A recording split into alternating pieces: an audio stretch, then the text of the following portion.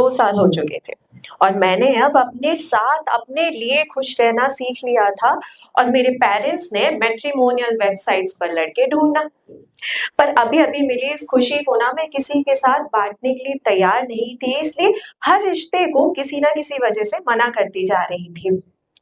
अब तक मैं 6 लड़कों को मना कर चुकी थी और मेरी मम्मी अब अपनी ज़िंदगी और मुझसे दोनों से परेशान हो चुकी थी।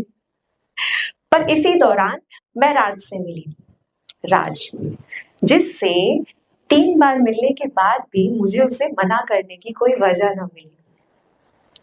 जब मेरी माँ ने मुझसे पूछा कि अब बता इस लड़की को क्या बोलकर मना करना है, तो मैंने कहा मम्मी राज एक्चुअली अच्छे हैं, पर can I have few more meetings to give an official answer. मम्मी को लगा इस लड़की को टाइम दिया तो ये फिर कुछ ना कुछ रीजन निकाल ही लेगी मना करने के लिए, बट वो मुझ पर प्रेशर नहीं डालना चाहती थी, इसलिए मुझे कुछ और मीटिंग्स की परमिशन मिल गई। अगले 2 दिन हम दोनों ऑफिस के बाद फिर मिले और जब 5वीं बार मैं राज से मिलकर अपने पीजी वापस पहुंची ना, तो मेरे चेहरे से स्माइल जाने का नाम नहीं ले रही थी। मेरे पूरे शरीर में तितलियां उड़ रही थी और मुझे लगने लगा कि जिस फेरी टेल हैप्पी एंडिंग के सपने देखना मैं बहुत पहले छोड़ चुकी थी ना, उसके लिए अभी भी कोई उम्मीद बाकी है। पर एक बात ना मुझे मन ही मन खा रही थी कि मैंने अभी तक राज को ना अपने पास्ट के बारे में कुछ नहीं बताया था। मैंने जब ये बात अपनी बेस्ट फ्रेंड से डिस्कस करी तो उसने कहा यार पास्ट को पास्ट में रहने देना, गड़े मुर्दे उखाड़ के क्या फायदा। बात तो सही थी, पर मुझे लग रहा था जैसे मैं उसे चीट कर रही हूँ, पूरा सच ना बताकर जैसे उसे झूठ बोल रही हूँ। इसलिए उसी रात मुझे जो भी इम्पोर्टेंट लगा मैंने सब एक टेक्स्ट में लिखकर उसे सेंड कर दिया। उसका रिप्लाई आने तक मेरे अंदर एक सुकून था कि चलो अब जो भी होगा I am starting with a clean slate, but एक डर भी कि कहीं उस पास्ट की वजह से जिसका मेरे प्रेजेंट से कुछ लेना देना नहीं है, एक अच्छा फ्यूचर ना खराब हो जाए। खैर उसका रिप्लाई आया, दैट्स ओके, एक स्माइली फेस, कल मिलते हैं। अब मेरे अंदर जो तितलियां उड़ रही थी ना वो डांस करने लगी। अगले दिन मैं उठी तो मुझे किसी मेकअप की जरूरत नहीं थी, मेरे ऊपर सारे रंग अच्छे लग रहे थे, इसलिए I opted for the one जो उसका फेवरेट था। मैं तैयार होकर रेस्टोरेंट पहुंची जहां वो पहले से मेरा इंतजार कर रहा था। मैं चुपचाप उसके पीछे से गई, लेफ्ट शोल्डर पर टैप करा और राइट से जाकर उसके सामने बैठ गई। पर जैसे ही नजर उसके चेहरे पर पड़ी ना तो समझ गई समथिंग वॉज नॉट राइट। मैंने जानने की बहुत कोशिश करी बट उसके सारे जवाब सिर्फ हूँ हाँ या ना ऐसे ही आ रहे थे। हर गुजरते पल के साथ मेरे अंदर एक बेचैनी घर करने लगी कि यार क्या हो गया, अभी तक तो सब सही था। और जवाब शायद मुझे मालूम था। फाइनली कॉफी का आखिरी सिप लेकर जब उसने कप टेबल पर रखा तो मुझसे पूछा, do you still love him? Boom, मेरे पैरों के नीचे से जमीन सरक गई।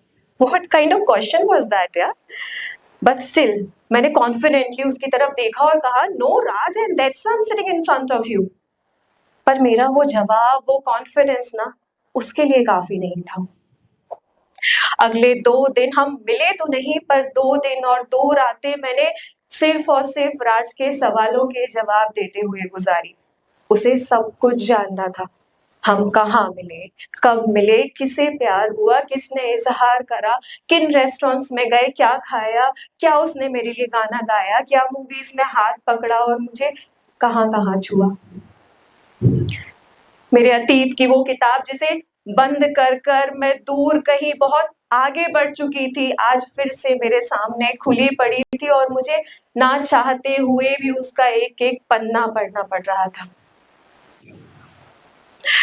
सुबह उठी तो उसका मैसेज था, लेट्स मीट, आज हमें अपने माँ बाप को फाइनल आंसर देना है।